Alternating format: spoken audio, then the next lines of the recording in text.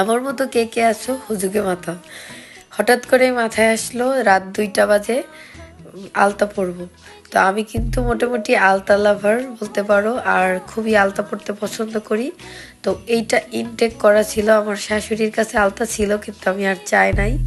তো এই আলতাটা নিয়েই আমি খুলে ফেললাম, খুলে নতুন একদম ইনটেক। তারপরে আমি আলতা পরা শুরু করে দিলাম।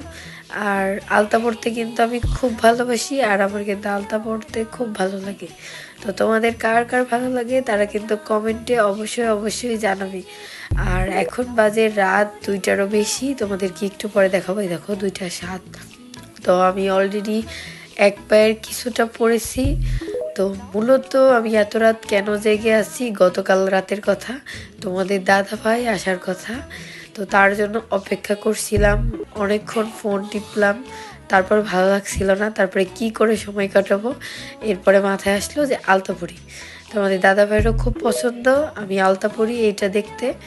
তো নতুন নতুন বিয়ে হয়েছে, এটা ভালোই লাগতেছে এই জন্য। আর এমনিতেও আমি আগে থেকে আলতা পরতে খুবই ভালোবাসি আর খুবই পছন্দ করি। তো এরপরে আমি বসে বসে আলতা পরছিলাম আর তোমাদের দাদা ভাইয়ের কথা ভাবছিলাম যে কখন আসবে। এদিকে ওর একটু বেশি দেরি হচ্ছে যেহেতু অনেক জ্যাম, ঈদের বাজার, এই কারণে। তো ঈদের সময় প্রতিবারই ওর সাথে আমার বাড়িতে আসা হয়, আর এইবার আমি ওর বাড়িতেই আসি। তো এখন অনেকেই বলতে পারেন যে এইবার আমি কিভাবে আগে আগে চলে আসলাম, যেহেতু আমার ইউনিভার্সিটিটা আগে আগে অফ করে দিয়েছিল, এই কারণে আমি আগে আগে চলে আসলাম। আর একটা বিষয় খুবই ভালো লাগছিল যে এইবারও বাড়িতে এসে আমাকে দেখবে ওর বাড়িতে। কারণ প্রতিবারই ঈদে আমাদের একটা বিষয় নিয়ে খুবই মন খারাপ হতো, আমরা আসতাম একসাথে কিন্তু দুইজন দুইজনের বাড়িতে চলে যেতাম। তো এইবার সবচেয়ে সুন্দর একটা ঘটনা যে বাড়ি এসে দেখবে যে আমি আছি। তো এইটা ভেবেই আমাদের দুজনের মনটা অনেক ভালো ছিল। আর আমি তোমাদের দাদাভাইয়ের জন্য অপেক্ষা করতে করতে দেখো 2টা 20 বাজে, এখনও তোমাদের দাদাভাই আসে নাই।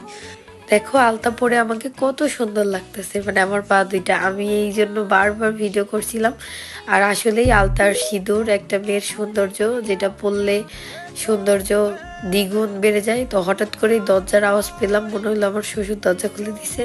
তো আমি তাড়াতাড়ি করে ক্যামেরাটা অন করলাম, আর দেখো এই যে তোমার দাদাভাই চলে আসছে।